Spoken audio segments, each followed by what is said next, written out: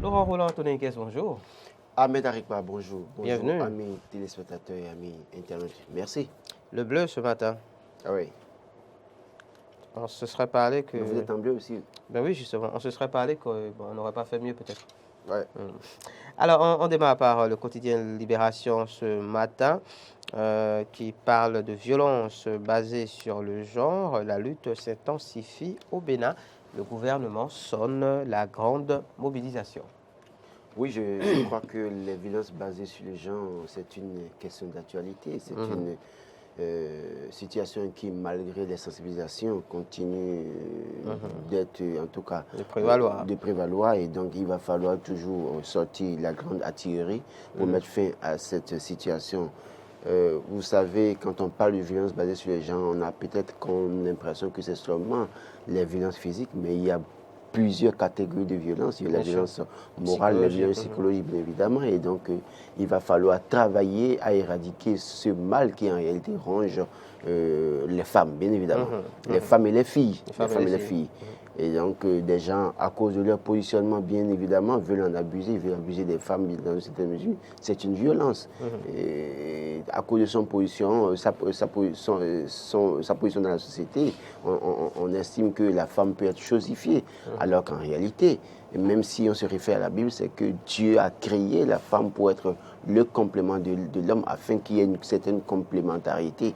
Et donc, on ne devait pas prendre la femme comme étant quelque chose à chosifier, mais beaucoup plus la respecter. Et la respecter, c'est de lui donner une place dans la société. La respecter, c'est lui donner une place dans les instants de prise de décision. La respecter, c'est faire sa promotion. La respecter, c'est permettre à ce que les filles aient un certain nombre d'accompagnements au plan scolaire, au plan académique, universitaire, bien évidemment, pour pouvoir évoluer, pour avoir aussi leur mot à dire dans la société. Parce que autrefois, dans notre société, la femme était reléguée au dernier rang. On a toujours pris la femme comme, en tout cas, on dit alors qu'en réalité, les réalités ont changé avec le temps. Aujourd'hui, la femme peut faire tout ce qu'un homme fait. Il y a des femmes mécaniciens, il y a des femmes maçons, il y a des femmes, je dirais, directeurs, PDG de société, bien évidemment, et qui sont même mieux lotis que des hommes, bien évidemment. Et donc, il faut davantage respecter les femmes.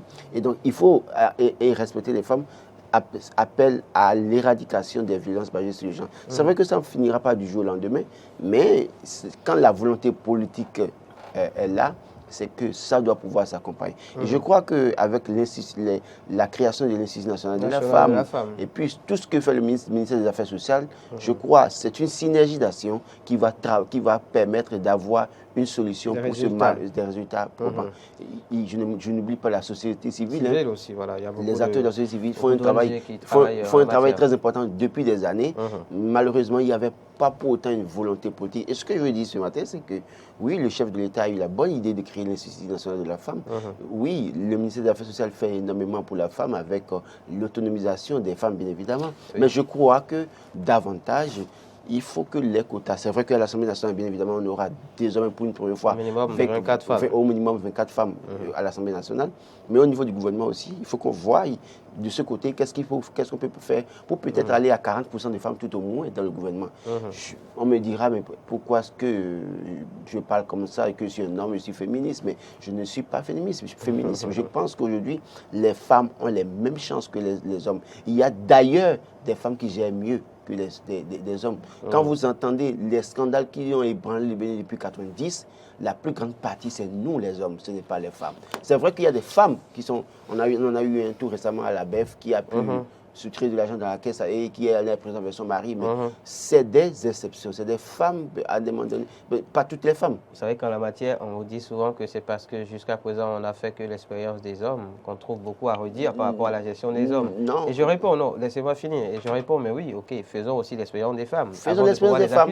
Pourquoi? Faisons l'expérience des femmes. Faisons l'expérience des femmes si on a fait l'expérience des hommes. Et nous, hommes, on est toujours là à penser entre griffes à nos épouses, nos enfants, mais aussi à nos maîtresses dehors.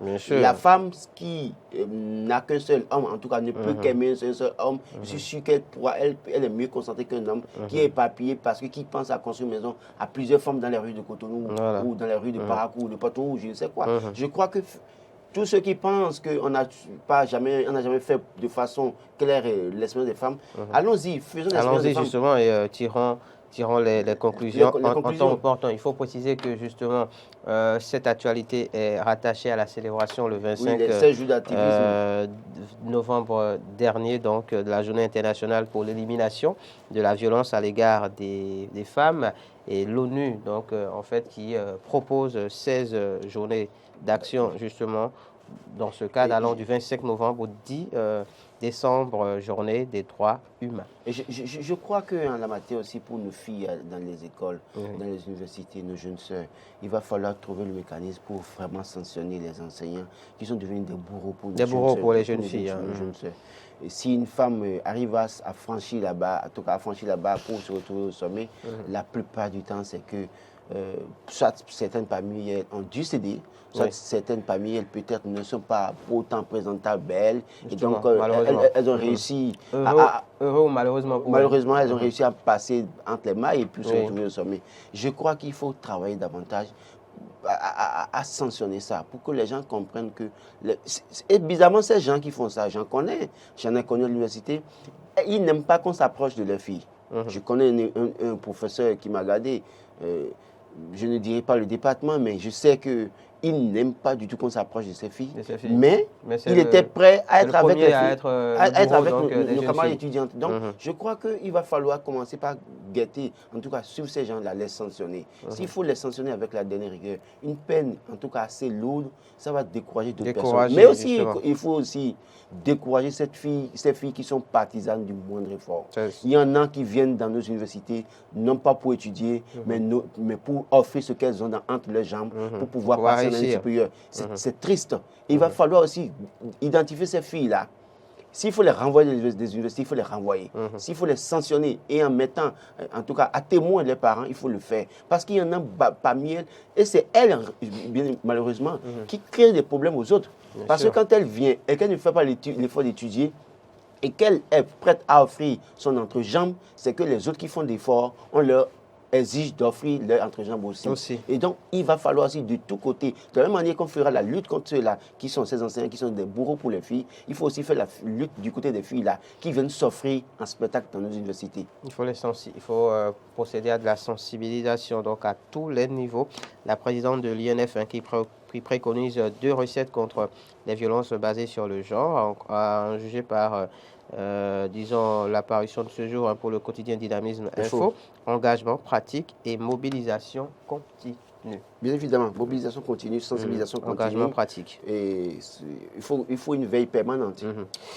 On passe à d'autres faits d'actualité et on reste à la une du quotidien Dynamisme Info ce matin. Législative du 8 janvier, supposé sondage favorable à l'opposition, un mirage à éviter. Oui, mais je crois qu'on l'a suffisamment dit. Il ne faut pas que les opposants se leurrent. C'est-à-dire que Patrice Talon, aujourd'hui, comparé à peut-être Boni Aïe, qu'on pourrait banalement, auquel on peut faire face facilement, ou un général Mathieu Pékou, ce n'est pas la même chose. Et puis aujourd'hui, qu'on le disons que c'est un adversaire plus coriace. Et non seulement ça, au-delà de tout, il y a un existant. Il y a des gens qui sont dans leur milieu. Je prends la route. Écoutez, les gens me diront que je dis n'importe quoi. Mais prenez la route Ciné Concorde à Blanc-Gandan. Ceux qui vivaient dans cette zone-là, moi j'ai eu les premières images, en tout cas j'ai fait un reportage sur ça. Vous allez demander à des gens là d'aller voter pour vous, opposants. Il y en a qui vous diront, qui vous insulteront même, qui vous diront jusqu'à la mort, jusqu'à la gare, ils vont voter Patrice Talon. Parce que, mine de rien, au niveau de l'opposition, ce qu'on ne dit pas souvent, c'est que la plupart des formations politiques ou des membres de ces formations politiques ont été au cœur du système défunt. Bien évidemment. Et c'est ça qui peut jouer contre certains parmi eux. Fort heureusement, certains parmi eux ne sont plus sur les listes. Mais je dis, il y a un bilan qui peut parler en faveur de Patrice Talon à bien des endroits. Et ça peut amener même des surprises, bien évidemment. Et donc, quand on dit que quelqu'un l'Institut fait un sondage et donne l'opposition, en tout cas gagnante pour les législatives 2019, je dis oui, c'est possible. C'est possible parce que les Béninois, dans une certaine mesure, dans leur en tout cas, en général, ont un discours qui parfois, même si vous faites assez d'efforts, ils ne vous le reconnaîtront jamais. On a vu les femmes recevoir les microcrédits sur Boni pendant 10 ans, mais c'est les premières les premières à chanter Zesou Zodoué, Talon la Itime. Et donc, ça, de cette même manière, les gens peuvent dire Talon et Zodoué. Et c'est démocrate qui a été. Ça peut arriver. Mais il ne faudrait pas que les opposants se leurrent. La réalité est là. C'est-à-dire, dans les deux qualités données à Cotonou, les gens peuvent délibérément sortir de chez eux pour aller voter pour UPR, et pas qu'à Cotonou. Pas qu'à Cotonou, bien évidemment. Non, j'ai pas fini. Et donc, dans bien d'autres localités, avec les infrastructures qui sont en cours de construction, les projets en cours, bien évidemment, les localités, par exemple, le département des collines, où les gens avaient des difficultés à avoir de l'eau potable, où le problème de l'eau potable est réglé dans ces environs, et on est à un taux de couverture autour de 66% en eau potable. Dans ces localités, n'allez pas dire autre chose à ces personnes. Il vaut mieux peut-être trouver un autre discours pour les convaincre. Mais si c'est pour venir leur dire que Patrice Talon n'a rien fait pour eux, je crois que ce serait le discours qu'il ne faut pas prononcer. Parce que ces gens avait un problème qui date depuis 1960, mais qui a été résolu par ce monsieur qui est au pouvoir. Et donc, par conséquent, ces populations peuvent, pour aller faire le choix de UP ou BR, et bien évidemment, de Moël Bénin ou UDBN. Mais les plus en vue seront certainement UPR et BR. Donc, je crois qu'aujourd'hui, les opposants doivent changer de fusil d'épaule. Passer le temps à critiquer Patrice Talon ne résoudra pas le problème. Il va falloir faire face à la réalité, accepter que quelque chose a été fait, mais proposer que eux autres, en allant à l'Assemblée nationale, ils veulent mieux, davantage représenter les populations, travailler davantage à ce que les problèmes des populations soient résolus et faire en sorte que, peut-être que si entre-temps, ils arrivaient à prendre le pouvoir en 2026, qu'ils pourraient faire ci, ils pourraient faire ça. Donc, c'est des discours comme ça qu'il faut aller prononcer sur le terrain, plutôt que d'aller peindre tout en noir concernant Patrice Talon. En parlant de Patrice Talon, justement, dans le courant du week-end, et Dynamisme Info en parle ce matin, le président a rendu visite au nouveau roi intronisé donc, à Abomey, au palais central Singboji d'Abomey notamment, le roi Dewenonde Béanzin. Oui, je crois que en tant que petit-fils de la cour royale, je dis en griffe d'Abomey, Patrice Talon est allé à la source, bien évidemment, et sachant que ce roi, pour que ce roi soit intronisé, ça a été un long processus, et ça a été des réunions sur des réunions et un consensus finalement qui a été trouvé. Et je n'ai trahi aucun secret en disant que Patrice Talon était l'un des acteurs clés dans la désignation de ce roi. Bien évidemment, on dira que le FA a fait, ils ont fait tout ce qu'il faut faire par rapport au FA. Oui, mais à un moment donné, il y avait toute une situation réglée. Et en tant que fils, en tout cas d'Abomey, puisqu'il est beaucoup plus fils d'Abomey que de Ouida, évidemment. Et donc, fils d'Abomey, il a joué sa partition aussi en la matière. Et il est normal qu'il retourne peut-être voir ce roi, en tout cas, lui faire allégeance. Parce que si vous travaillez à ce que les choses soient, l'accalmie soit retrouvée dans la cour royale d'Abomey, que vous travaillez à ce qu'un roi puisse régner désormais et que dans la paix, et bien évidemment, d'ailleurs, même celui qui est roi, je ne trahis aucun secret en disant que lui-même ne s'y attendait pas, parce qu'en réalité, c'était tout un débat. Et puis, finalement, depuis qu'il est là, il y a une sorte d'accalmie. Patrice Talon, en allant à la source, en allant faire allégeance à ce roi, c'est de montrer le chemin aux autres aussi pour leur dire, écoutez, nous avons désormais un roi. Nous avons un roi, il faut que tout le monde aille faire allégeance au roi, parce que si vous êtes de la cour royale, en tout cas de toutes les lignées royales aujourd'hui, vous devez pouvoir aller faire allégeance à ce roi, lui donner le respect qu'il lui a dû, bien évidemment.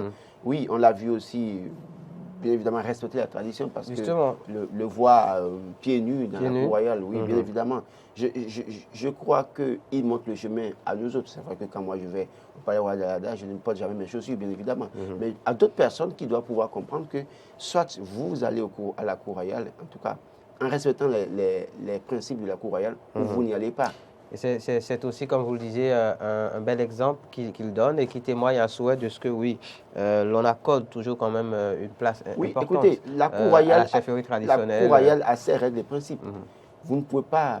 C'est vrai que lui, en tant que président de la République, on ne va pas souhaiter le voir en débardeur. Mais en réalité, vous devez pouvoir vous mettre nu Et pieds nus, bien évidemment. Pieds nus, En tout cas, ne pas porter, vous pouvez porter un pantalon, mais sans chemise, bien évidemment. Mais en tant que président de la République, on peut lui concéder ça. Moi, par exemple, quand je vais à l'ADA, c'est vrai, parfois je n'enlève pas ce qui j'ai en haut, mais l'obligation est faite d'enlever les chaussures. Donc, ceux qui vont là-bas, en nous faisant les intellectuels dans le griffe, nous montrant que oui, ils sont intellectuels, ils sont PDG, ils sont ministres, ils sont en chaussures, il va falloir leur rappeler que oui, le chef a montré le chemin. Les principes et règles du palais royal, ça se respecte. Demeure. On finit, Laurent Roland Tononiquez par le quotidien L'Indépendant ce matin. Prise de contact et d'échange avec les élus. À la base, je veux aller à la base et serrer la main des 77 chefs villages et quartiers de Ouida, déclare Didier Diego. Alors, l'information à la une de ce journal m'a fait sourire parce qu'en réalité, Maïsen Diego, on le connaît, il a servi sous Boniaï, on sait ce qu'il a été, bien évidemment. Excusez, et donc quand je vois à la une de l'Indépendance ce matin, je veux aller à la base et serrer la main des 77 chefs villages et quartiers de Ouida, je pense que les politiciens ont cette manie de nous blaguer à la limite parfois. Parce qu'en réalité, que c'est une blague? C'est une blague. En fait, pour moi, c'est une blague. Qu'est-ce qu'il y a, enfin, il a fallu qu'il soit candidat tête de liste de l'Union progressiste dans la 5e pour qu'il comprenne qu'il faut aller serrer la main au chef village. Mieux vaut tard que jamais. Mais écoutez, allez lui poser la question, combien de chefs de village de Ouida connaissait-il en tant que leader? Mieux vaut tard que jamais. Non, mais c'est parce qu'il est candidat maintenant. Et c'est ça le problème de nos acteurs politiques. Et d'ailleurs, quand il parle d'aller rencontrer les chefs, les sollicités de Ouida et de serrer la main, je me pose la question de savoir si c'est Ouida ceux qui est dans la 5e. Parce qu'il y a Alada, il y a Tori, il y a Pomassé, il y a Tofo, bien évidemment. Et donc, je crois qu'aujourd'hui, les acteurs... commencer par Ouida. Les acteurs politiques non, il faut qu'ils se prennent au sérieux parfois. Moi, je le dis en toute sincérité, il faut qu'ils se prennent au sérieux parfois, qu'ils évitent de nous blaguer. Ça veut dire que si lui n'était pas candidat, il ne pourrait pas aller, par exemple, s'enquérir des problèmes des citoyens dans les sondages. Et le polémiste Laurent Roland, je ne suis pas polémiste, justement. Vient encore de frapper. Merci à vous, je ne suis pas polémiste. Merci. Je ne suis pas polémiste. Ce n'est pas un débat. Ce que je dis, c'est valable pour tous les acteurs, à quel niveau que ce soit, qu'ils comprennent qu'il ne faut pas attendre d'être candidat, tête de liste, quelque part, avant de se rendre compte, il faut aller voir les chefs villages ou les chefs quartiers pour les connaître au moins, pour savoir les problèmes que les populations ont dans la localité. Il faut qu'ils arrêtent avec cette blague. Et on met ça à la une d'un journal ce matin pour montrer qu'il veut faire bien. Il ne fait pas, pour moi, il ne fait pas bien. Il profite d'une situation pour nous montrer qu'il est là. Oui, Laurent, mais deux choses. La première, comme je l'ai dit, il vaut mieux tard que jamais. Et la deuxième chose, c'est que, oui, c'est ce qu'on a toujours souhaité, que justement les hommes politiques aillent à la base, rencontrer justement les militants à la base. C'est ce qui s'en va faire. Donc, il ne faut pas attendre une élection. Il faut pas attendre une élection. On est d'accord. Quand on est tête de liste avant de le faire. On est d'accord. Mais quand on a fini de dire ça, il faut aussi relever ces 2 points. Merci à vous. Rendez-vous le mercredi, c'est ça, en plateau? Avec vous? Oui. C'est ça, hein? Non, pas mercredi. Non, le jeudi plutôt. Le jeudi plutôt, d'accord.